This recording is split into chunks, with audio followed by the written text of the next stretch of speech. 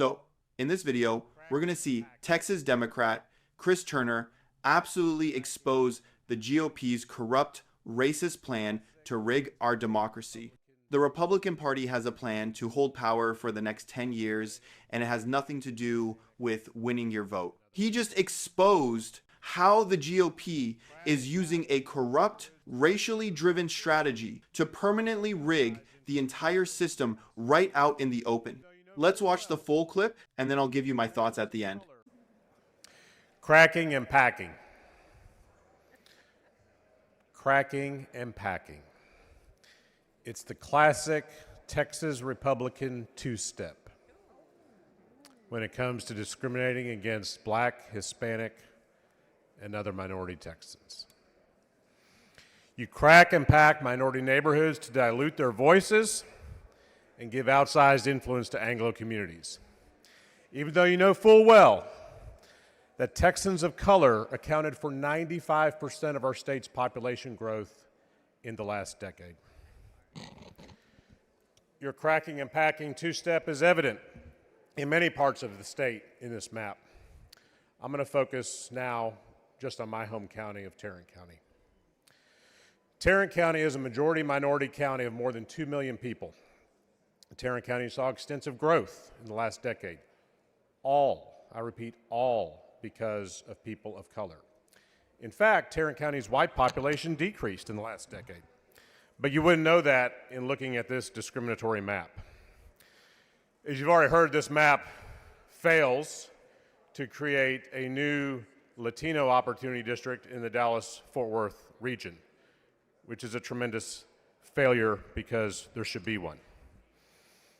But not only do we have that failure, this map cracks heavily Black and Hispanic neighborhoods in Fort Worth out of Congressional District 33, the district they have been united in since 2012.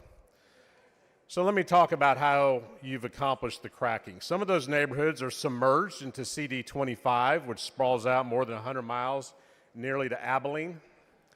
Rural Anglo voters will now control the outcome of their congressional election, canceling their voices.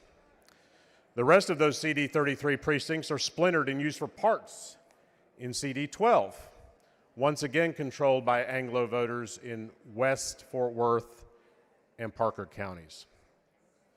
By the way, let me remind the House, if you've forgotten, how CD 33 came to be.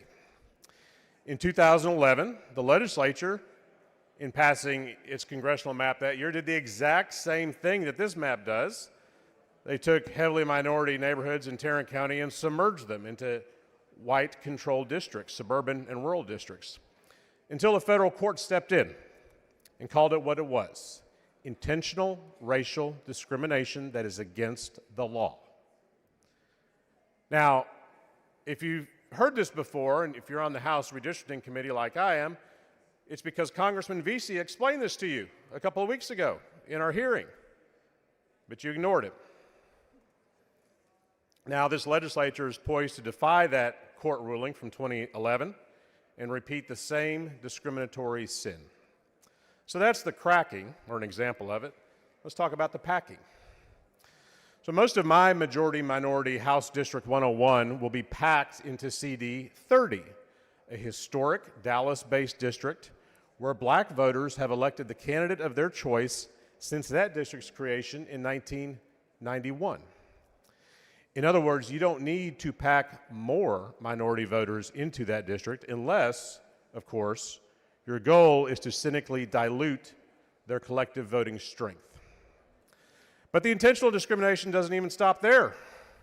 As Congresswoman Crockett testified in the House committee hearing a few weeks ago, you've removed key economic engines from CD 30, like Love Field and downtown Dallas.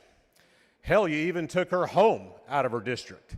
She told you that, but you ignored her on that too, just like you ignored the thousands of Texans who voiced their strong opposition to this corrupt process.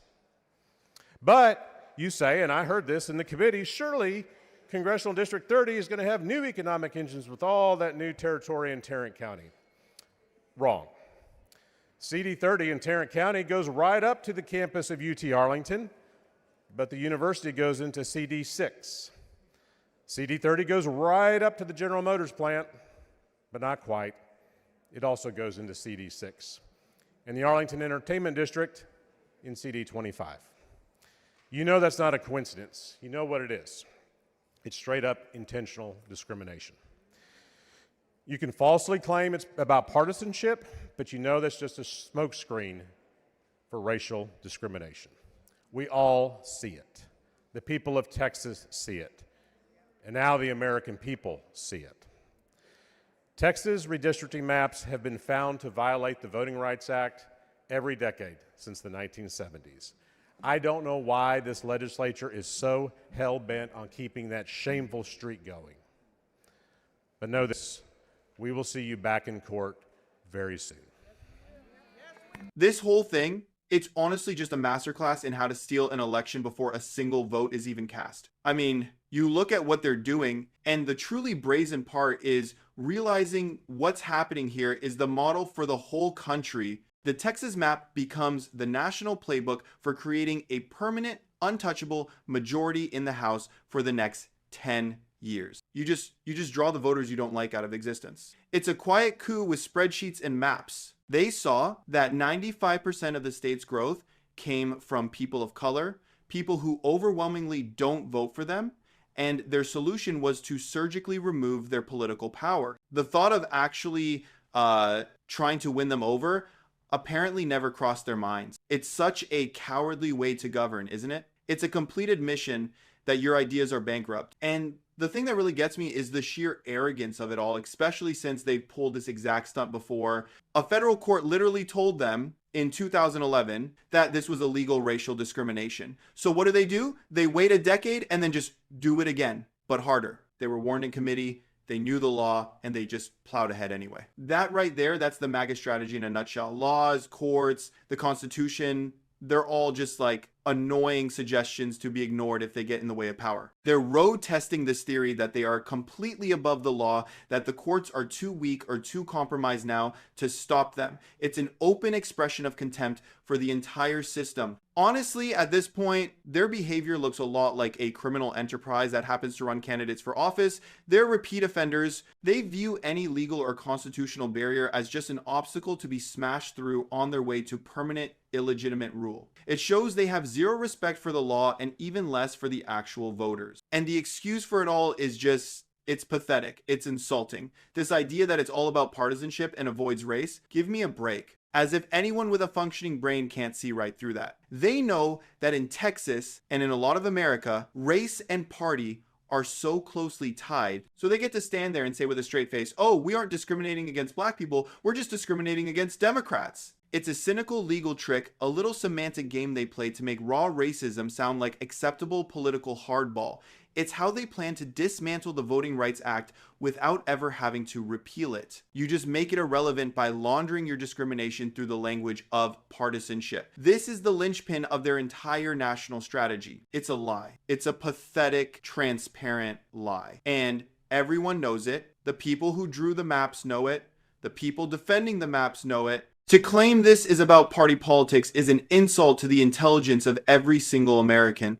It just confirms that their entire vision for this country is built on a foundation of cheating, of racism, and of deceit. It's utterly shameful. Let me know you guys' thoughts down in the comment section below. While you guys are down there, do me a massive favor, hit that subscribe button, and also give the video a thumbs up as well. I appreciate you guys, and as usual, I will see you guys in the next one.